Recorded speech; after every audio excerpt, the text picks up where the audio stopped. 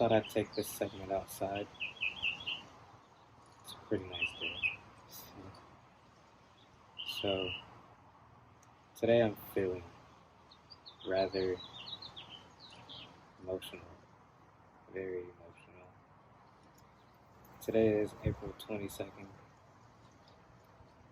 Today is another vibe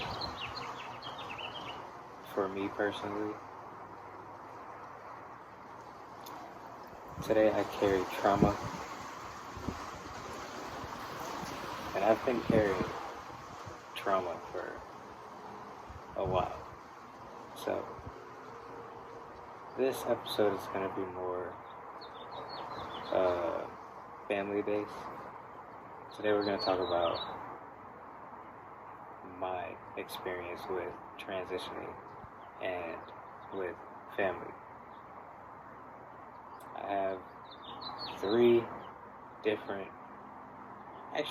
let's go ahead and include 4. We're going to do 4 different types of family. First, I'm going to start with my actual family, the ones that I was birthed into, the ones that I am blood related to and dead name. This is my dog type. He loves to give love. He is a part of my family. And so is Marley. This is Marley. Zora, tight in the mix. So, if you guys listened or watched my last Fashion Friday with the American Eagle review, you can actually hear these little doggos barking. Except for Marley, actually. Marley wasn't barking. Back to what I was saying.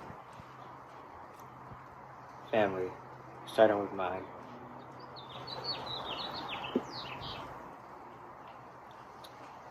My family was, for me, different from the other families that I've come in contact with throughout my transition. And just witnessing and being a part of other people's transition and the way that their families kind of reacted and started to treat them, I got like a similar reaction. I lost who I was before the dogs started to bark.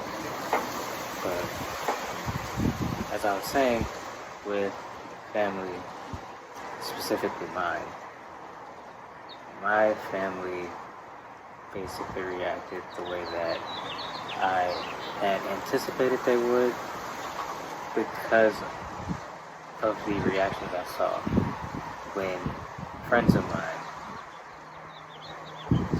came out and told their families about their transition. Now that's not it should not be an expected way for people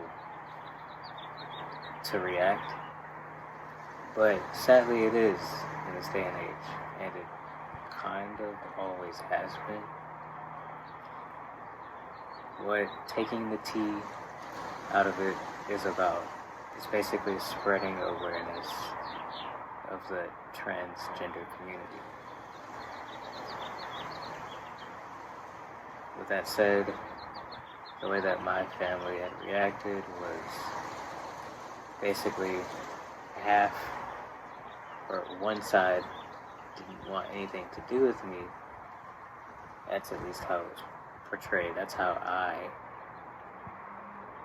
took it. That was my perspective. Is I am abandoned and I'm not good enough and not capable of being truly loved because the ones that raised me want nothing to do with me.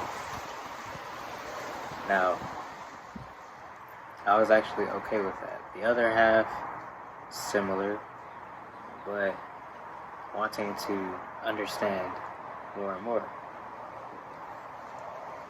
And really, if they look back at me growing up. Their answers are right there. I've never truly been like, not to say it's girly or super like straight. So I've always been like mask and I guess gay, but not really gay. Lesbian. But nothing changed. The only thing that changed is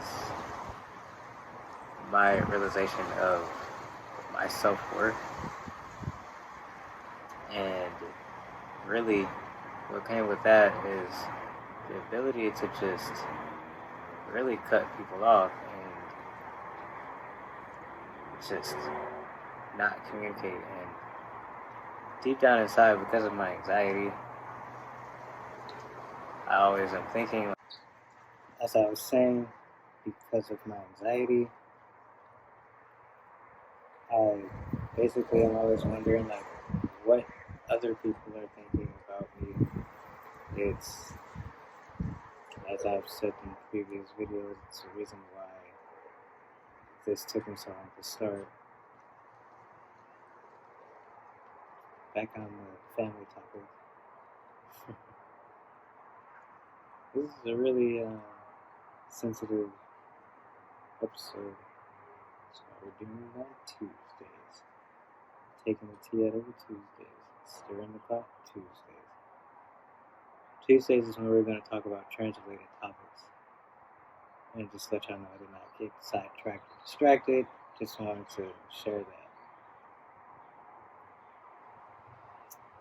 Another part, or another family experience of mine, completely different, is when I met my now fiance.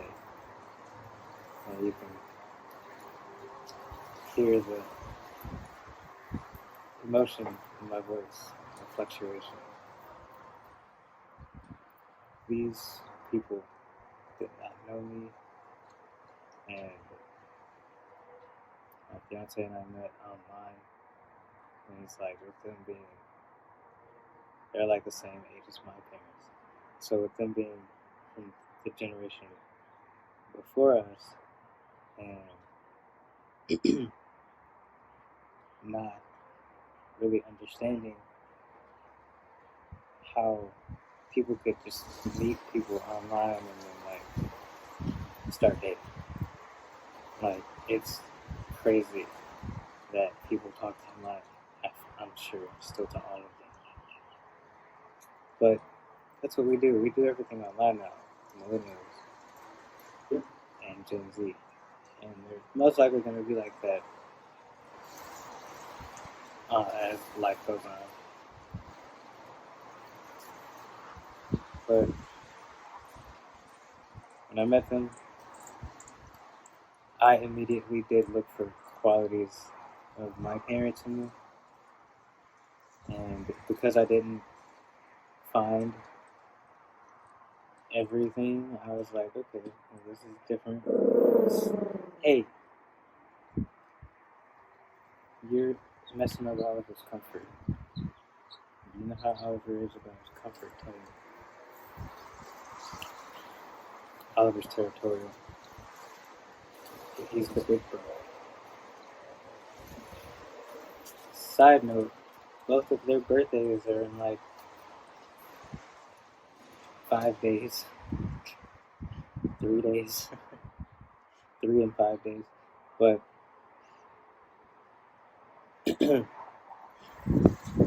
as I was saying, when I met my fiance's parents, it was a totally different, it was totally different from what I'm used to. The family that, or the way that my family raised us is different from the way they raised her. And we all know everybody's raised different. It's all about perspective, blah, blah, blah. But before I started transitioning. They knew me before I started my transition, and I didn't truly ever come to them and say, "Hey, I'm transitioning." They kind of just saw it, and they kind of went. They mainly went with the flow, and then they asked questions. Like I wasn't afraid to answer them. My fiance members answered them, but they were just amazing. The way that they just accepted me no matter what, and they got to know me. They asked questions. They showed that they cared, and they cared about me because they cared about their daughter, of course. As time went on, they got to know me, and it was just amazing. I, it's everybody's transition. So, with my fiance's family reacting the way they did, it was amazing. I am grateful for them. I love them. They love me. It's difficult to talk about. As time goes on, I'll break that wall and open that door where I talk about why it's really sensitive.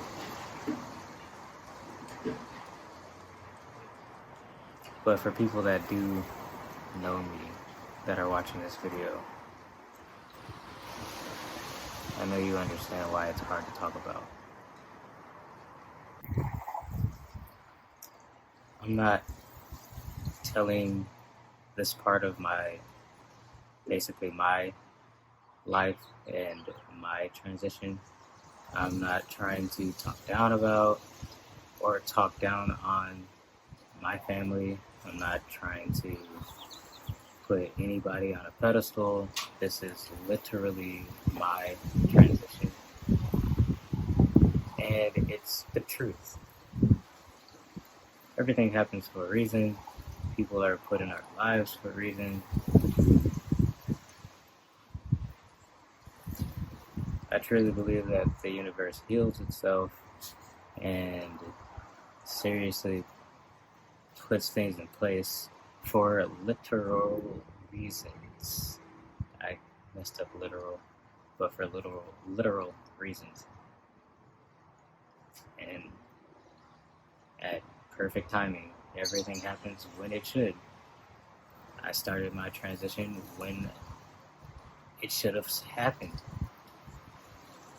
Even though, it's kind of always been a thing, as in, what I mean by thing is I've always identified this way. But what happens is when your family doesn't understand, it doesn't care to even learn, doesn't understand you, it's hard.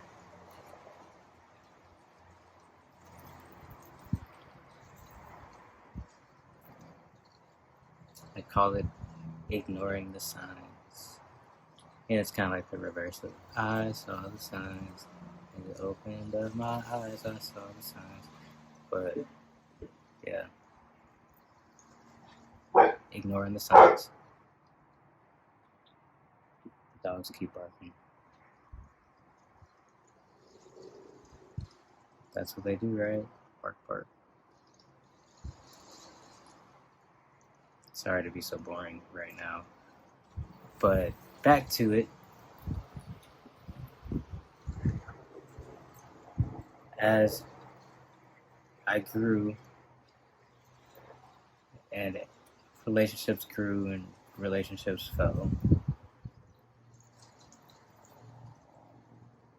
I was kind of being introduced to the right people and the wrong people. And it took years for the wrong people to finally come to light, come out of the darkness, basically. And the right people came in as soon as those people that were not good became really toxic.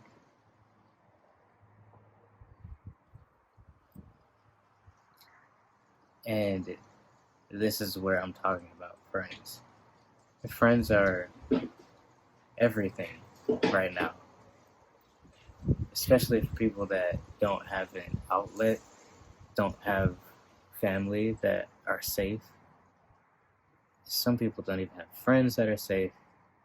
And though it's not okay to not be safe, it's a sad truth where there are a lot of people that are not safe, especially with such a sensitive time in your life when you're transitioning and you're learning yourself again.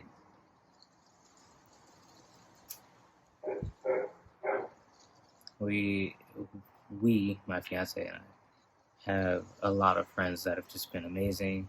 We have some friends that have been toxic.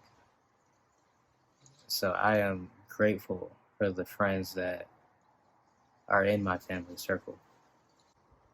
You guys are all great. Family that's in my family circle, you are great. People that are part of the T302I family, you are all great. We love you. I love you.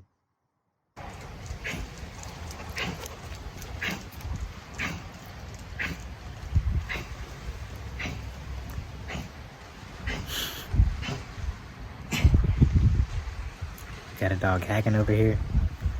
I got a dog licking me right here. I wanted to add